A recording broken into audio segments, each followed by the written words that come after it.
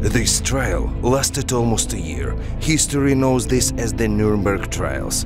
More than 20 supporters of the most terrible figure in the history of mankind, Adolf Hitler, were on the trial.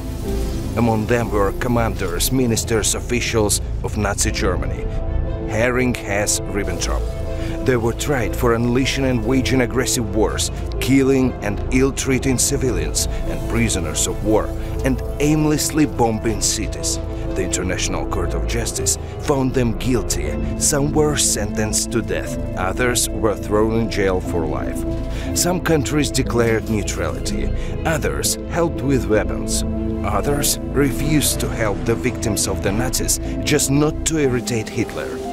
Everyone paid thousands of lives for it. The world came together only when the half of the world was in ruins. However, history repeats itself. 80 years later, killing of civilians again, aimless bombing of cities again, crimes against humanity again. This time, the Russian Federation is already declaring that it is fighting the Nazis. Putin, Shoigu, Lavrov called the shelling of apartment buildings, the bombing of hospitals and schools a military operation. In a few days, Russia fired 100 missiles at Ukraine. Cluster bombs, no humanity.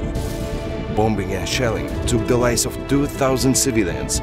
The world didn't unite at once. Some declared neutrality, others helped with weapons, but failed to repel or at least close the skies over Ukraine, just not to irritate Putin, a nuclear terrorist.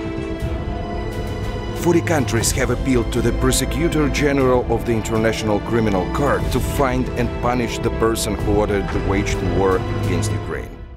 Just like 80 years ago, no association or groups of people guarantee efficiency or cohesion.